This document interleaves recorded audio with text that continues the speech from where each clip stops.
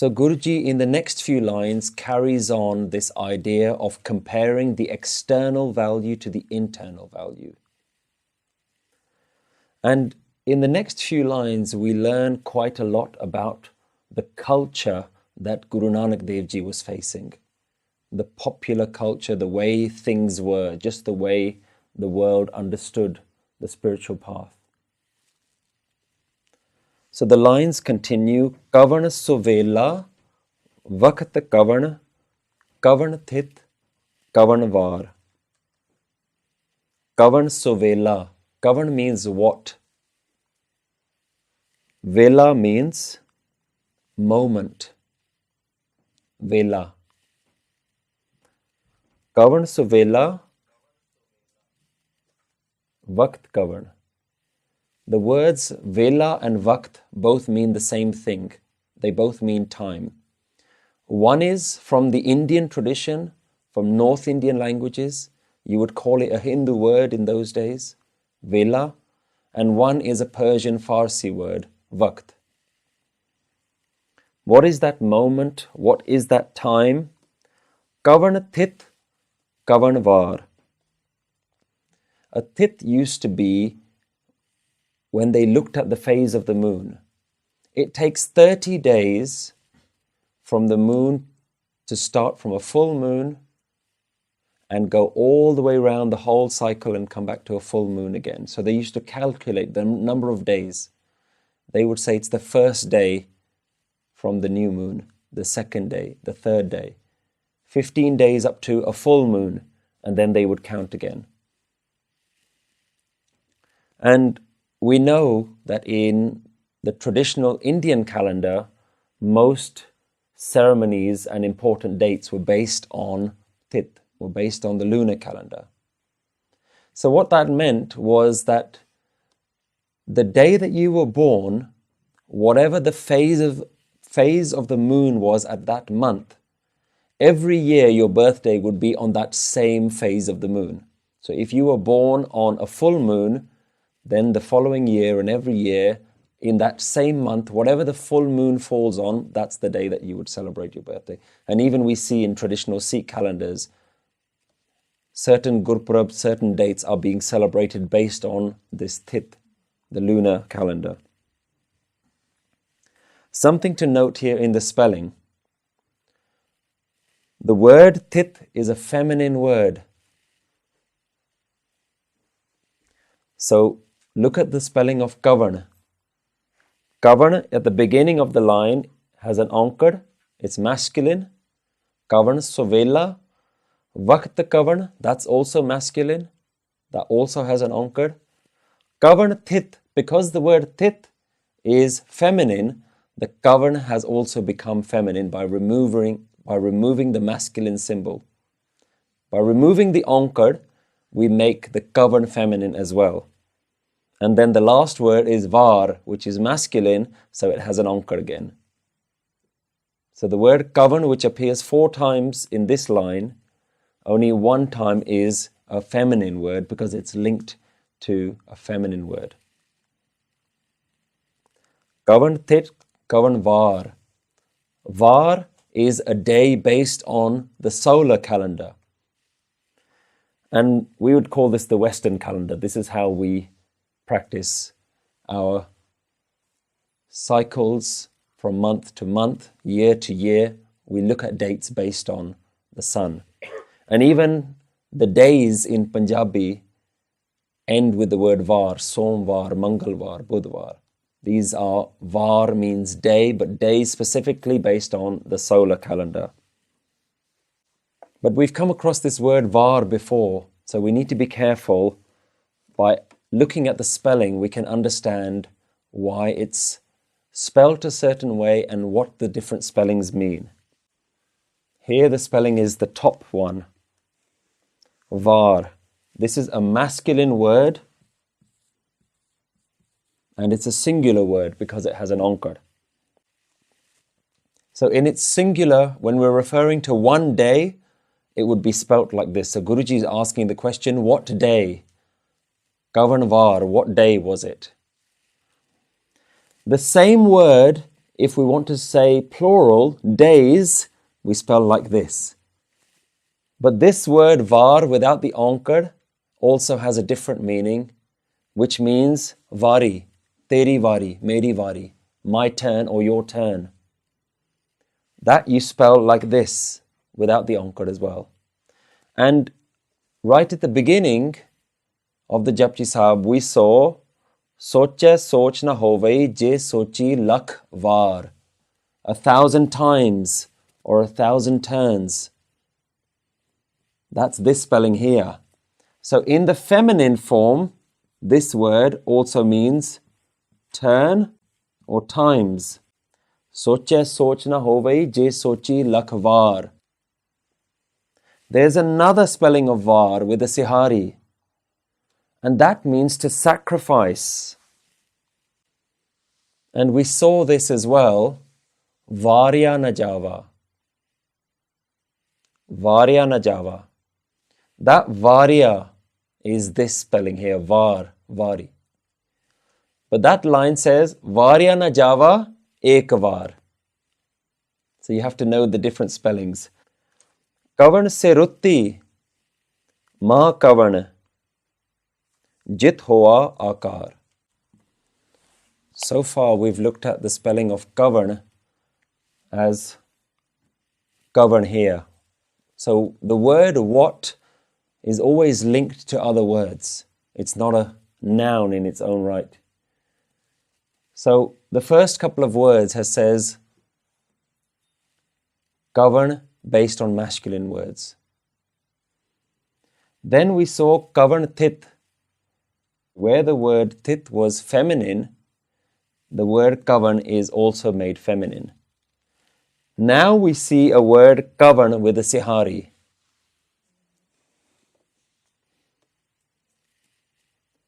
Now, I've tried to do some research on this to understand why kavan has a sihari.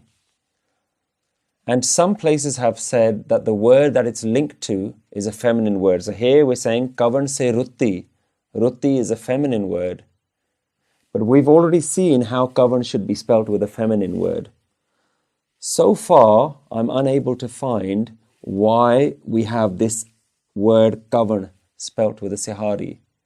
What makes it even more tricky is kavan with a sihari appears only once in the whole of Sri Guru Granth Sahib, here with the sihari. So we can't even have any other examples in Guru Granth Sahib to compare it to try and learn from, to try and understand. Certainly when you look at old handwritten Granths, in the old days the Guru Granth Sahib used to be written by hand. Every Guru Granth Sahib, everywhere that Japji Sahib has been written, the words kavan have been spelt in different ways. I've seen the whole thing spelt like this, kavan, every single time. I've seen Japji Sahibs written in handwritten sarups where kavan is spelt like this every single time. So now you can see over time why the Guru Granth Sahib had to be standardized so that we had one fixed spelling. So in the standardized versions, we see that this word here, kavan, appears just one time. Kavan sirutti maho kavan. And so far, none of the authentic sources that talk about Guru Granth Sahib, talk about Japji Sahib, have been able to give an answer to this so far. What's the word linked to? Kavan se rutti. Rutti is a feminine word. Rut means season. And traditionally, in the West, we only talk about 4 seasons. In India, they talk about 6 seasons. So the 6 seasons in India, Basant starts with springtime, Grisham, which is summer, Varsha, which is monsoon, so which is the heavy rains after the summer, Sharad, which is the autumn, Hemant, which is pre-winter. Between autumn and winter, there's another season, pre-winter. Shishir, which is winter. So traditionally, when we talk about Rut, in Indian culture, we're talking about 6 seasons, not 4. So Guruji is asking, what is that season? Kavan Sirutti. Mah Kavan. The word Ma means month. It's where we get the word Mahina. Mahina in Punjabi means month. Here the word is used Ma. Ma Kavan. Jit Hoa Akar.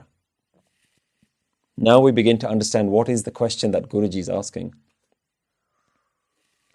Kavan Sovela, what was the time? Vakt Kavan, what was that moment? Kavan Thit, what was the lunar phase? What was the solar day? Kavan Var. Kavan Sirutti, what was the season?